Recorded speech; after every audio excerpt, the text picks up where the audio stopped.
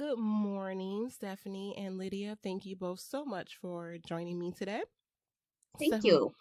I hope you are both doing well. Let's just dive right in. Tell us what the Hope Warrior Project is. I have a joke. We're a really small gang of hope dealers. You'll find I like to be funny sometimes. But I think kind of in a nutshell, we try to really facilitate hope by providing people with tools and resources to encourage not only themselves, but encourage others. That's just kind of like the little short in a nutshell what it is. It's really interesting, I think, how it got started. And so Lydia has a great story about that. Okay. I believe that Hope Warrior was kind of given to us. It is something that comes out of my personal story. And I met Stephanie while I was figuring out what Hope Warrior exactly was. I was going through life checking off things on my list, things that I thought I was supposed to do, what society was encouraging me to do, what my family was encouraging me to do. And I wasn't really being truly honest with myself. College, job, baby, husband, house, whatever. I guess not in that order, but I had an order, a very specific order, and when I thought things were supposed to be done by. And I was checking them off my list. And from everybody's perspective on the outside, probably thought I had it all together and everything was going according to plan and that I was happy. But on the inside, I was very unhappy and unfulfilled, and I didn't know why. So I just kind of kept chugging along and ignoring it, just kind of in denial until I couldn't avoid it anymore because all those plans that I made kind of fell apart. And I was dealing with a situation where my husband wanted out of the marriage because he had met someone else, and I was pregnant with my second child.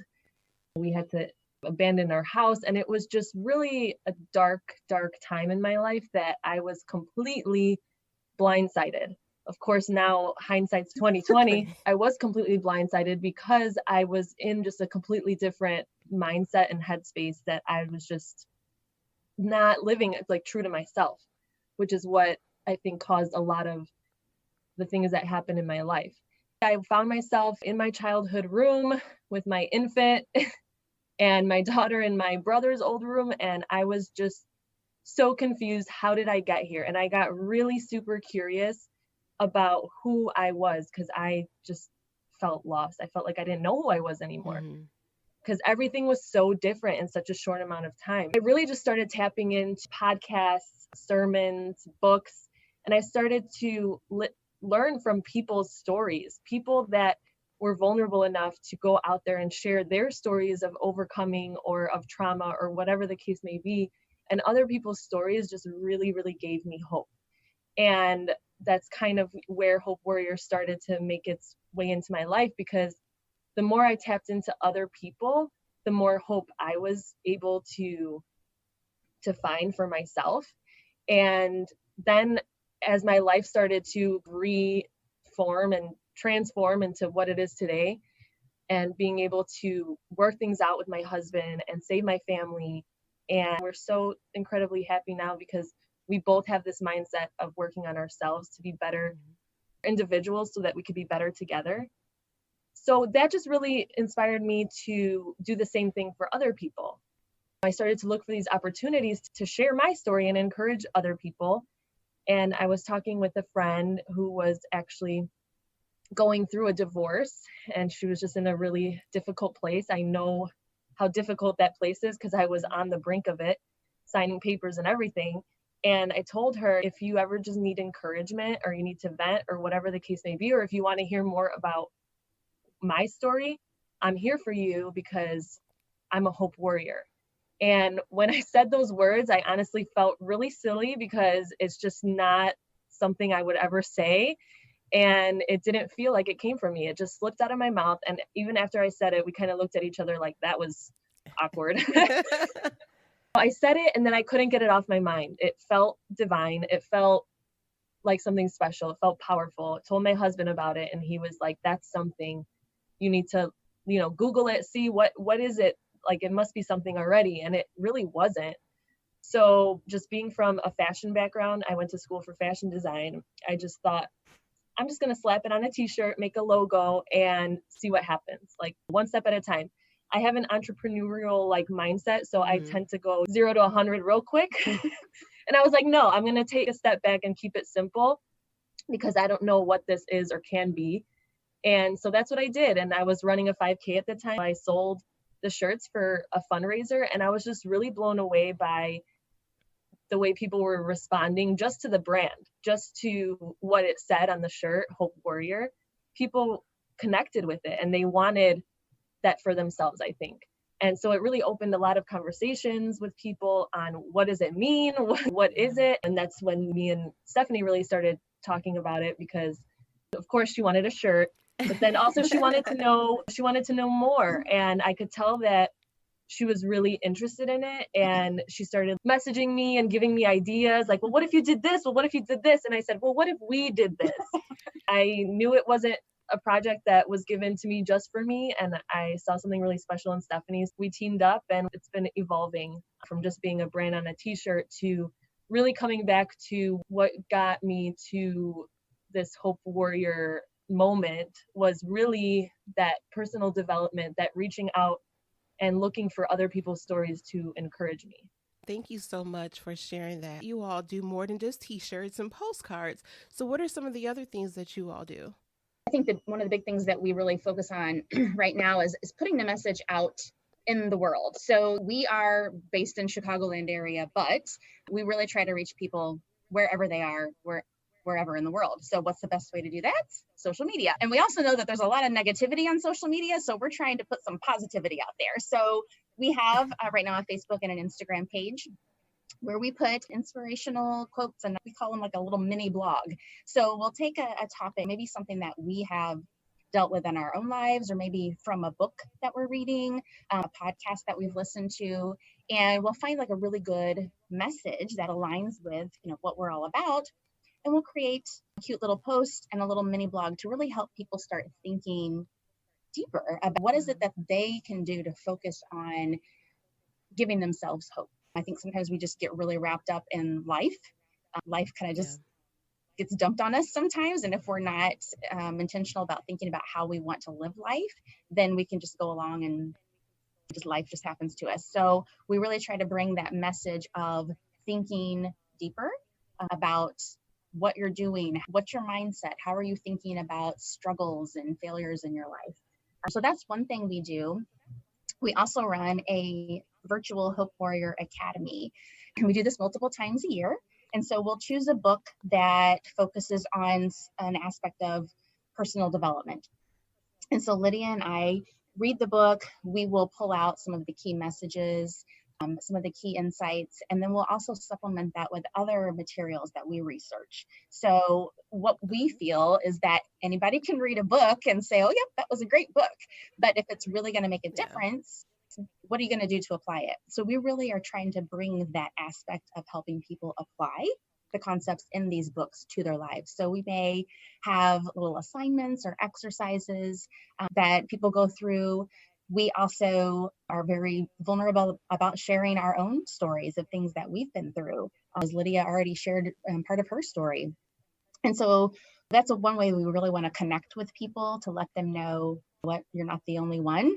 Because once we know that we're not the only one going through something, I think just that in itself provides a huge measure of hope.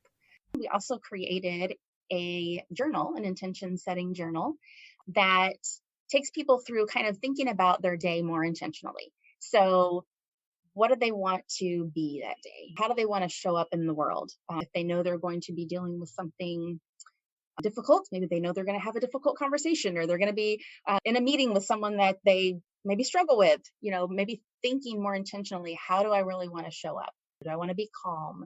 Do I want to be confident? Do I want to be excited? Do I want to keep my mouth shut?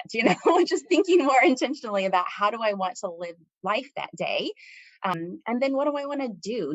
Not the normal to-do list of running errands and cleaning the house, because we all have that. But what do I want to do as far as taking care of my body? Maybe it's just getting some movement for a half an hour. Maybe it's our nutrition. I want to drink X number of glasses of water a day. So just different things like that, things that are good for our mind and body. And then There's areas in the journal to talk about what kind of hope do I need for myself? What do I really need to focus on about encouraging myself? And then what can I do to provide hope and encouragement to someone else? And then there's an area for gratitude. Gratitude is the source of joy. And so that is an important aspect of that as well. And then there's a spot in there too where we have an insight of the day and then a mindfulness question as part of the posts, those little mini blogs that we post on our social media. We will give a little insight, something to think deeper, and then a mindfulness question that people can then write in their journal. So it's just really providing that physical book for them to focus in on in their day to be intentional. So those are some of the things that we are doing right now. And we have big plans. We have other things that we want to do in the future. But like Lydia said, it's one step at a time, and seeing how are we impacting people, what is really making the biggest difference in people's lives, and then seeing where we can continue to grow and help people even more in different ways. I'm really enjoying this discussion, and you all have said so many things that just shows how we're all connected in a way and that we aren't alone. When Lydia was sharing her story, I completely related to when you were talking about you were living life through the lens of what you thought was expected of you. It was probably not until my mid-30s when I started to even feel comfortable and confident in who I was, and I wasn't going to apologize any longer for who I was and what I wanted. It wasn't until I stopped being concerned about others' expectations and started thinking about what I really wanted. To me, that's when things started to change for me. I just embraced who I was and stopped living based off of perceived expectations. The three of us had a conversation prior to this. What inspired you all to create the journal and doing something intentional and being intentional? And I saw the biggest shift in my life, as you were speaking of, when things started actually happening for you. It really happens when you start being intentional. It happens when you start connecting with who you truly are and stop just kind of living other people's stories for you. And another big part of my story is that my mom struggled with mental health, and it actually ended up taking her away from us. It's a huge thing that I think that when we're trying to live as somebody that we're not meant to be, or that we aren't truly on the inside, and when we're just kind of going through the motions and guessing, we're just guessing like, is this what I'm supposed to do here? I should probably be married by this point, so maybe I need to do that. And when you're just reacting to life and just guessing what you're supposed to do, then I feel like we just lose ourselves. And that's when depression starts to seep in, and anxiety, because you don't feel genuine. And that's like a huge driving factor for me too, is that this world is, I almost feel like, designed to set us up for that, so that we're just spending money on things trying to fill these holes that we create by not being authentic to ourselves. And it's an everyday decision. The second that we forget about it, something creeps in. It's almost like you're a magnet. As soon as you're not paying attention, it finds its way back. So I really just do believe that it takes every day, almost every moment, of knowing that you're on this quest to like fully know who you are and what's the best version of you. And it just takes a lot of just thought and being mindful and setting those intentions. Me and Stephanie have this ongoing joke that every time we say that word, we're like, oh, we can't even say it anymore because we've said it like 3 million times in the past few years that we've been doing this. But it just keeps coming up. It keeps coming up because it's so important. And life is so busy and distracting that we saw that there was this huge need for simple intention setting. Because for somebody that just wants more, there's so much out there. Like the internet is just, obviously, there's unlimited information. There's all these speakers trying to give you their point of view, and it can really get overwhelming when you just hop on the internet and say, like, I want to be inspired. What are the right videos to watch or the right blogs to read? And you can get discouraged because you might come across things that don't resonate with you or whatever. So we really thought that there was a need for like just simple things to think about every day. And that's kind of also like why we came up with the journal, because that way, like, you can be writing these things down and really like giving them more life and keeping up with like your progress. So if you've only written in your journal one time this week, then maybe next week you're like, okay, well, I need to do it at least 2 days or whatever. So you're not just kind of reacting and going through like, oh, if I feel like it, but it's more of building a new habit to do it every morning or every night or whatever. Yeah, I think, adding to that, it's, having that physical activity of doing something. I think that, and Elaina, being in the learning field, the more ways that we can incorporate something in our life, the more it becomes part of us. So we may hear something and maybe we'll learn a little bit from that.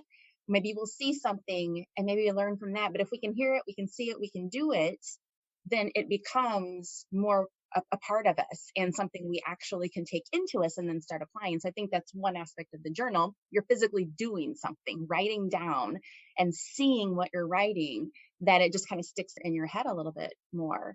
The other thing too, we could sit here and say all this and people are like, yeah, whatever, sure. What do they know? Well, I can say for myself, since I have been trying to be much more intentional about how I think about things, the perspective that I have on situations that happen. I mean, that's another huge word for me, is perspective, because that can make all the difference in how we respond to something. If anybody uses Facebook, you know that it'll show you from last year, it'll bring up your memories from a year ago. Each day it'll be like, here are your memories from last year, the years past. And what was a big aha moment for me is when my memories from years past started showing up and I could see the negativity in my posts. And I was like, oh my God, I didn't think I was that negative of a person. But I mean, I would be complaining about this or that or whatever. And it's like, you know what? It really just made me realize this is having an impact on me. It is changing how I think, how I approach my day. And another thing with social media, we have to be intentional about what we do with that. One of the things that I did is I went through and I unfollowed people or sites that were negative. If that's something you're seeing every day, that gets in your head. So I started intentionally unfollowing those people or those sites, and intentionally adding more positive people or sites to my newsfeed. And I think that makes a big difference as well, because a lot of times we can all struggle with comparison. And that sets then this expectation. I should be like that, and the problem is a lot of what we see is not even real. Lydia and I trying to share things that we've been through. For myself, I've struggled with infertility. And that was really, really hard for me because all my friends were getting pregnant and having babies. And I always thought, well, is it going to happen for me? And then you would hear the success stories of people who went through fertility treatments and then it worked. So everybody's like, oh, just, go have this done. Go, have this procedure done. You'll have a baby. Well, that wasn't my story. I did go through fertility treatments. I did go through all of that, and taking all the hormones and making me crazy and all the things of that nature. But we were never successful in being able to have a child. And so my story, I can still have hope that even though that dream of mine didn't come true, that I still enjoy my life. It was a process for me to go through to accept that my life is still good, even though this dream that I had didn't come true. And so I think that's another thing. A lot of times we'll see the positive results of certain things of that nature. And then if that doesn't happen to us, then we can lose hope. But there is other ways to have hope, even when things that we really, really wanted in life don't happen. There's hope there too. That's one of the things that I feel like I really want to help people in those situations, because I've been through it myself. Yeah, absolutely. Thank you both so much. When you think about coping, what is one positive or adaptive coping skill strategies that brings you joy and helps you get through that moment? Oh, just one? We can only share one? Just one. Just one. Just one. I think for me, and I don't even know if I would call it a strategy, but it is reminding myself that everything I go through, every struggle, every failure, that it is an opportunity for me to learn and grow. Because without struggles, without failure, we won't grow. I mean, we just don't. That's what we learn from. And so for me, it's just reminding myself, you know what? It's okay. I had a bad day. This conversation didn't go well. Maybe I didn't do that as well as I was wanting, but it's teaching me something if I will let it. So for me, it's just that thought process is how I go through it. I would say mine's pretty similar. It's my main mantra is life is happening for me. People always think it's happening to you and you have to kind of like dodge bullets and whatever and you have no control. But I 100% believe that every challenge that's placed in front of me is setting me up for being exactly who I was created to be. And I also want to write a book one day. So when the real crappy stuff happens, when the real tough stuff happens, I just get excited that I'm getting some really good content for my book. I'm like, oh, this is going to be a good part. This is going to, people are going to be on the edge of their seat. Like, what's she going to do here? So, it's just looking at those challenges as just, like you said, ways to make us stronger and challenges for us to overcome. And just knowing that as they come, they're not going to necessarily get easier, but just knowing that I am going to get through it and then I'm going to get through it a stronger person, like, excites me. So I just anxiously await to see how it's going to turn out because I know it's going to turn out good. That's awesome. Well, thank you both so much for joining me this morning. And I'm super excited to learn more about the Hope Warriors and see where you all go. And I am really interested in this journal now because I feel like I'm a journal connoisseur. So if you ever want to know if you got a good journal, I've been through thousands of them and I can tell you. If we want to learn more about the Hope Warrior projects, or if we want t-shirts or this journal, or learn about the Academy, where can we find you? Well, definitely Facebook and Instagram. We're very active on there. And so that would be a great place. But we know some people aren't on social media. So we do have a website, hopewarriorproject.com. And you can also subscribe to our email. We do send out a little recap each week of the posts that we put on social media. So you can still get the benefit of that, even if you're not on social media. And that's where we have our advertisements for upcoming Hope Warrior Academies, t-shirts, other events that we're going to be having. Stephanie and Lydia, thank you both. We will definitely keep an eye on the Hope Warrior Project. Thank you both for being open today, and we will check in with you later. Thank you so much, Elaina.